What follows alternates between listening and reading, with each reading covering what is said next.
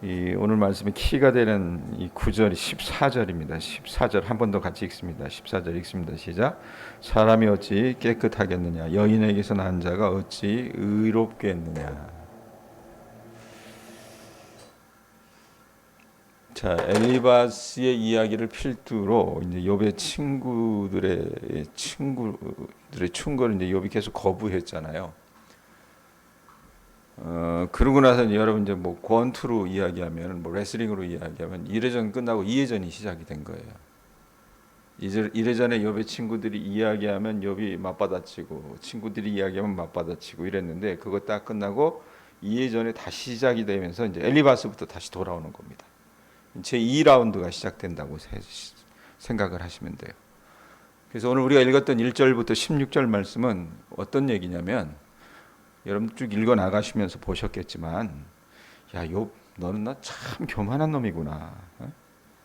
이렇게 자신만만하게 이 남의 충고를 거절할 만큼 네가 잘났느냐? 그 얘기입니다. 그냥 한마디로 얘기하면. 예? 그래서 여러분 우리가 읽지 않았지만 20절 이하 말씀 보면은요. 악인이 아무리 잘난 척 해봤자 결국 패망으로 끝난다는 일종의 협박이자 저주를 합니다. 그래서 엘리바스가 여러분 아까 1회전에서도 나왔다 그랬잖아요. 그 1회전에서 했던 그 주장을 여기에서 반복하면서 더 강도를 높이고 있다고 보시면 됩니다. 자, 그런데 제가 여러분들에게 드리고 싶은 말씀은 이야기할 거리는 요거 하나하나를 설명하는 것보다는 좀 이야기를 좀 해드렸으면 좋겠습니다. 자, 욥기를 읽을 때 여러분 우리가 굉장히 지리하잖아요. 실제적으로 욥기를 풀어나가는 설교도 보면 사실상 15장부터는 거의 설교를 안 합니다. 뒤로 쭉 가서 설교를 해요. 왜냐하면 반복되는 이야기이기 때문에. 그런데 여러분 욥기를 읽을 때 우리에게 좀 혼란스러운 게 뭐냐면 친구들이 얘기하는 이 충고가 내용상으로는 다 옳아요. 틀린 얘기가 아니란 얘기입니다. 옳은데 욥기의 결론 부분에 가게 되면 하나님이 짠 하고 나타나셔서 뭐라고 말씀하십니까? 욥은 옳고 새 친구가 틀렸다고 판정을 하시는 데 있다는 얘기입니다. 여러분 예수 믿는 사람들이나 그렇지 않은 사람들이나 우리가 참 좋아하는 성경 구절이 하나 있어요. 심지어 예수를 안 믿는 사람들도 여러분 식당에 가면 또 뭐 가게 가면 걸어놓는 그 말씀 구절이 하나 있어요. 뭔지 아세요? 내 시작은 미약하였으나 내 나중은 창대하리라고 하는 말씀. 그 예수 안 믿는 사람들도 걸어놔요. 그런데 여러분 그 말씀이 어디에 나와요? 욥기에 나옵니다. 그리고 그 말씀을 한 사람은 누군지 아세요? 욥이 아니라 욥의 친구였습니다. 예? 그렇게 보면 이 말은 분명히 옳은 말이잖아요. 그죠? 예? 그렇다면 여러분 친구들이 매번 옳은 이야기를 하는 것 같은데 하나님은 결국에 가서 뭐라고 말씀하시냐면 야 욥이 맞고 너희들이 틀려 이렇게 얘기하는 겁니다. 여러분 오늘 본문 말씀이 15장 말씀을 보면요. 엘리바스를 비롯한 욥의 친구들은요. 욥이 지금 믿음을 떠나 있고 뭔가 잘못했는데 너 왜 회개하지 않느냐 이걸 계속 닥달을 해요. 예? 그들이 말하는 내용이 뭐냐면 야 하나님이 어떻게 부족하신 분이겠느냐. 하나님이 어찌 모르시는 게 있겠느냐. 내가 하나님을 믿고 의지한다면 결국 너는 복을 받을 수밖에 없을 것이고 내가 아무리 옳다고 우겨도 잘못했으면 어떻게 해요? 결국 너는 벌을 받게 돼 있는 거야. 그런데 너는 뭐야 지금? 아프잖아. 너는 집이 쫄딱 망했잖아. 자식들도 죽고 부인도 지금 떠나게 됐잖아. 그럼 넌 벌 받은 거야. 뭔가 잘못한 게 있으니까. 자, 그런데 여러분 욥기에서 이 지리한 이야기를 계속 보여주는 이유가 뭘까? 욥기가 하려고 하는 이야기는요. 어떤 내용이냐면 친구들 얘기가 틀린 얘기 아니라 했어요.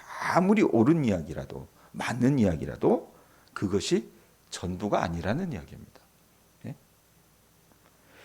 욥은요. 자신이 가진 신앙 지식으로는 자기가 당한 일을 이해하지 못하겠다고 토로합니다. 지난 금요일에 제가 설교하면서 그런 얘기 했잖아요. 제 얘기 들려주면서 제가 이해했던 하나님의 어떤 틀이 있다 그랬어요. 근데 중국에서 들어오면서 어느 정도 지나면 하나님이 길을 여시겠지. 어떻게 내가 하나님 앞에 어떻게 반응하면 하나님이 그 다음 이렇게 하시겠지. 인생을 살다 보면 여러분 어떤 경륜이 쌓인다 그 말입니다. 그런데 그때는 그게 적용이 안 될 때였어요. 도무지 내가 무슨 잘못을 했길래 하나님께서 나에게 이러시나. 남들하고 비교해봐도 크게 잘못한 게 없는데, 그러면 여러분 그건 뭡니까? 하나님의 주권에 속한 거라 그 말입니다. 예? 자기가 당한 일을요 도무지 이해하지 못하겠다고 토로해요. 욥은요. 친구들은 이러한 욥의 어떻게 보면 이 죽기 살기를 각오하면서 어떤 필사적인 불평에서 드러나는 이 경건을 친구들은요 인정하지도 않고 발견하지도 못합니다. 여러분, 필사적인 불평에서 드러나는 경건이라는 표현을 썼는데 이게 말이 됩니까? 앞뒤가 안 맞는 것 같아요. 그런데 저는요, 금요일도 얘기했지만 조금 이해가 갑니다. 우리 삶이 여러분 정말 어려움과 절망 앞에 서 있을 때에 하나님에게 원망을 돌리는 것은요, 글쎄요, 어떤 눈으로 봤을 땐 믿음이 없는 행위이기도 하지만 한편으로는요, 믿음이 있고 믿음이 좋은 행위이기도 합니다. 자기가 져야 할 책임을 하나님에게 맡기는 행위이기 때문에 이해할 수 없지만 원망스럽지만 하나님을 놓을 수 없기 때문에 끝까지 마지막까지 어떻게 해요?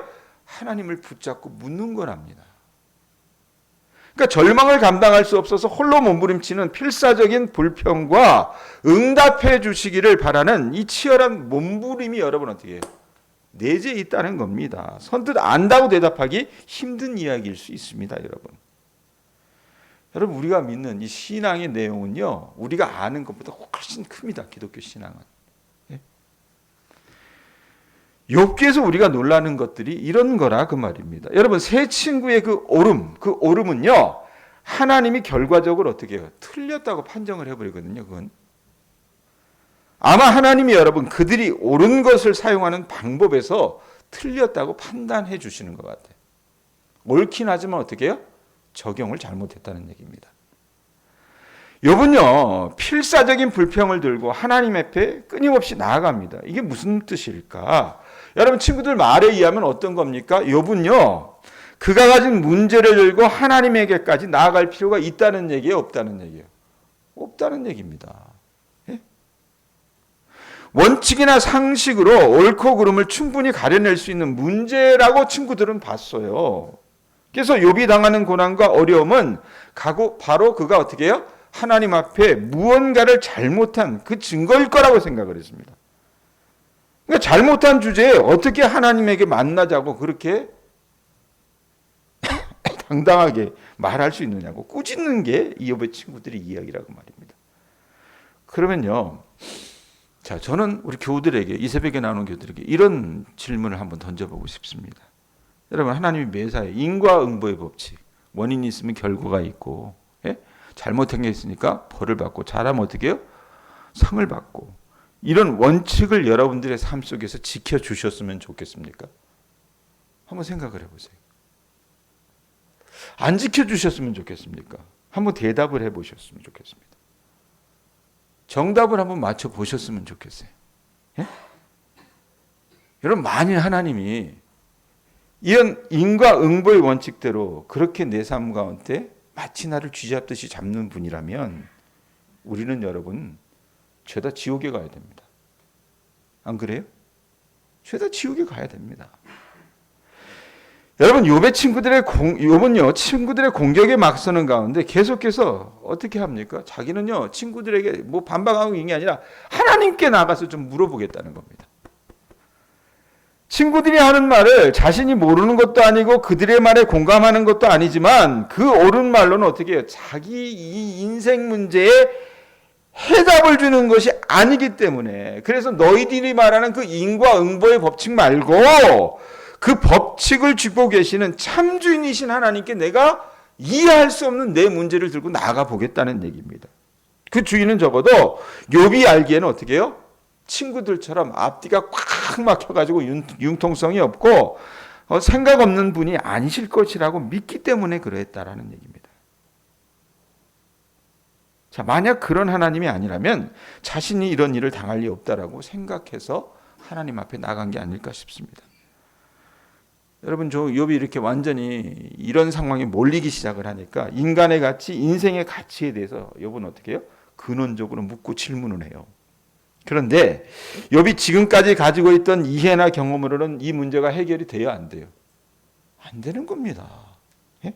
그러자 욥은 생각을 하는 거예요. 내가 모르는 또 다른 어떤 뜻이 있겠지. 그러면 하나님에게는 답이 있을 것이다. 그렇지 않다면 하나님은, 내가 믿는 하나님은 가짜일 수 있어. 없는 거야. 답이 없는 갈등과 절망을 해결할 수 없어서 여러분, 인간이 울부짖고 있다면 하나님은 거기에 대한 해답을 가지고 있어야 된다라고 욥은 생각을 했습니다. 그렇지 않다면 우리가 믿는 하나님은 하나님이 아니라는 거예요. 여러분, 우리 인간이 얼마나 우리 인식의 틀로는 이해하기 불가한 존재인지를 아는 만큼 우리는요, 하나님을 알게 되지 않을까 싶습니다. 내가 여기 와서 감사한 건 뭔지 아세요? 예? 도시처럼 여러분들이 똑똑하지 않고 많이 가지지 않아서 감사합니다. 도시처럼 여러분들이 건강하지 않고 어딘가 불편하셔서 감사합니다. 왜냐하면 도시의 잣대로 여러분들을 대한다면 그건 이해하기 불가할 것입니다. 근데 하나님이 목사인 저에게는 여러분들을 목양하라고 주신 양들입니다. 그럼 제 입장에서는 어떻게 해요? 그 양들을 바라보고 키워야 되는 게 목사의 인식의 틀이라고 저는 생각을 합니다. 그러면서 제가 이제껏 알지 못했던 또 다른 인식의 지평을 하나님은 알게 해 주신다는 겁니다. 그러면서 저는 저 나름대로 목사의 믿음을 조금은 키워갈 수 있게 해주신 것을 저는 감사한다고 말입니다. 여러분, 우리가 이 땅에 살면서 이 기독교 신앙을 가지면서 가장 위험할 때가 언제인지 아십니까? 욥의 친구들처럼 자기 자신이 옳다고 생각할 그때가 가장 위험합니다. 아세요? 예? 이거 가진 사람들, 배운 사람들, 나이스한 사람들이 여러분 이르기 쉽습니다. 내가 옳다고 생각하는 그것을 어떻게 쓰느냐가 중요해요. 예? 또 사심이 없을 때도 그렇잖아요. 사심이 없다라고 얘기하는 사람들이 있어요. 사심이 여러분 없으면요, 대부분 사람들은 자기가 옳다고 생각합니다. 안 그래요? 자신의 이해관계에 따라서 어떤 엉뚱한 딴 생각을 하고 있지 않으면 무조건 어떻게 해요? 나는 틀릴 리가 없어. 나는 옳다라고 생각한다, 그 말입니다. 그런데 여러분, 옳은 것이 다가 아닙니다. 인생을 살아보시면. 안 그래요? 예수님이 오신 것을 한번 생각을 해보세요. 이게 말이 되는 이야기입니까? 예? 하나님이 죄인을 구하러 인간의 모습으로 찾아오셨다는 그 사실을 여러분, 선악, 우리가 옳고 그름의 문제를 보면요, 이건 깨닫고 이해할 수도 없는 이야기입니다. 그러나 그 일이 실제로 일어났다는 겁니다. 여러분, 우리가 예수를 만나면 내가 누구이며 예수가 왜 필요한지를 알게 되는 것이 저는 신앙이라고 생각합니다. 그것이 예수님을 믿는다는 말의 뜻이기도 해요. 하나님을 만나서 하나님이 다만 우리가 아는 그 원칙에 묶여있지 않은 하나님이기를 바라는 그 자리에 서게 되는 것이 뭡니까? 신앙이에요, 신앙. 자, 그런데 욥의 친구들처럼 우리는 어떻게 해요? 야, 하나님한테까지 갈 필요 없어. 여기서 이야기해봐. 선은 이렇고 후는 이렇잖아. 그러면 네가 잘못했네. 아니, 어느 집사가 잘못했네. 그럼 가서 고치라 그래. 아니, 네가 고쳐. 이런 말로 끝나면요, 여러분, 거기엔 뭡니까? 구원자도, 은혜도, 기적도 설 자리가 없게 됩니다. 예수를 믿어 예수가 필요 없게 된 자리는요, 그것 자체가 모순일 수 있다, 그 말입니다. 이것이 여러분 욥기의 싸움이고 이게 욥의 고민이라 그 말이에요. 여러분, 친구들의 계속되는 권면은요, 굳이 하나님께까지 갈 필요가 없이 명분과 당일로 충분히 결론이 나오는 싸움을 욥에게 강요하고 있고 그걸 해보자는 겁니다. 그런데 여러분, 욥이 어떻게 해요? 승복을 합니까? 승복을 안 해요. 굽히질 않아요. 그러니까 어떻게 합니까? 강도를 높여서 이해전 딱 시작되니까 어떻게 해요? 이제는 이래저래서는 어떻게 합니까? 그게 네가 잘못했네, 이게 아니었어요. 이렇게 애들러서 얘기했어요, 다. 근데 이해전 딱 시작하니까 뭡니까? 이놈의 새끼, 네가 잘못했네. 완전히 지적을 한 겁니다. 지적질을 한 거라 그 말입니다. 권면과 위협의 이 강도가 점점 강해집니다. 다툴 때 여러분 목소리가 점점 커지는 것과 같다, 그 말입니다. 자, 그런데 욥은요, 그런 얘기를 들으면 어떻게 좋아요? 더 죽겠는 겁니다. 못 살겠는 거예요. 그 사람들의 진심을 모른 바는 아니지만 여러분, 그것으로 답이 되지 않는 자리까지 내몰린 인생이 바로 욥이잖아요. 그래서 욥이 할 수 있는 건 뭐예요? 사람이 답을 주지 못할 때는 어떻게 해요, 백권사님? 우리 백권사님 좋겠어. 맨날 새벽마다 내가 이름 불러줘서. 그죠? 답을 불러주지 않으면 어떻게 해요? 하나님 앞에 나갈 수밖에 없는 거잖아요. 그죠? 하나님, 내가 이제껏 어떻게 살았는지, 또 고난 속에서 어떻게 지금까지 견디고 버텼는지를 하나님이 모르신다면 말이 되지 않습니다. 이 이야기를 하고 있다 그 말입니다. 자, 아까 제가 14절 말씀이 키가 되는 말씀이라고 그랬어요. 엘리바스가 끊임없이 욥을 공격하는 말이 14절입니다. 14절 다시 한번 읽어보세요. 읽습니다. 시작. 사람이 어찌 깨끗하겠느냐? 여인에게서 난 자가 어찌 의롭겠느냐 그래요. 깨끗한 사람도 의로운 사람도 없다는 얘기잖아요. 이 말을 여러분 이래전에서 먼저 합니다. 그게 어디 나오냐면 4장 17절에 나와요. 제가 읽어드릴게요. 거기 뭐라고 얘기하냐면 사람이 어찌 하나님보다 의롭겠느냐? 사람이 어찌 그 창조자보다 깨끗하겠느냐? 이 말을 다시 반복을 하는 거예요. 쉽게 이야기하면 야, 너 뭔가 죄진 거 있지? 너 잘못한 거 있지? 그거 빨리 인정하고 하나님 앞에 항복하라는 이야기입니다. 네가 뭘 알아? 네가 그렇게 잘 알아? 네가 하나님이야? 네가 고집을 부려? 네가 인생이 뭔지 알아? 이런 식으로 욥을 한계로 몰아붙이고 항복을 시키려고 하는 거예요. 이 엘리바스는요. 그런데 여러분 욥이 쓰는 사람이 어찌는 또 다릅니다. 엘리바스가 말한 사람이 어찌는 빨리 인간의 한계를 인정해서 입 닫고 네가 그 고통 앞에서 잠잠하고 회개하라는 의미고, 욥이 쓴 사람이 어찌라고 하는 말에는요, 하나님은 내가 내 자신을 생각하는 것보다 더 우리를 이해하시고 대접하는 분이시다. 그렇지 않고서야 나 같은 것 때문에 하나님이 이렇게 긴 시간 동안 집요하게 싸우실 리가 없다. 이런 뜻이 담겨 있다고 말입니다. 여러분 욥의 이 치열한 고뇌와 처절한 불평이 하나님과 대면하는 자리로 그를 인도하고 있다는 것을 욥기는 우리에게 보여주는 겁니다. 여러분 우리가 이해할 수 없는 고난을 당해요. 고난을 당하면 처음에는 사람들은 그 사람을 격려하고 위로해 줍니다. 그런데 시간이 지나도 그 고난당하는 사람이 그 고난의 늪에서 헤어나오지 못하면 어떻습니까? 시선이 이상해지기 시작합니다. 말이 곱지 않아지기 시작합니다. 뭔가 단죄를 하면서 우리 곁을 떠나는 게 인간의 모습입니다. 안 그래요? 그럴 때 제가 여러분에게 권면하는 것은 여러분 욥처럼 하나님 앞에 죽기를 각오하고 불평이라도 늘어놓으셨으면 합니다. 어제가 감사절이었는데 진정한 감사는 가장 확실한 투자라는 말을 제가 했는데 감사절이 지난 채 하루도 되지 않아서 불평이라도 늘어놓으라는 말이 이상한 말처럼 들릴 수도 있을 겁니다. 그러나 욥의 예에서 그렇듯이 이해 안 되는 현실 속에서 하나님께 불평을 늘어놓는 일이 여러분 불신앙의 모습은 저는 아니라고 생각합니다. 우리가 만약에 하나님을 불신한다면 그런 불평을 늘어놓는 행위조차도 하지 않고 어떻습니까? 신앙을 저버리게 될 것입니다. 안 그래요?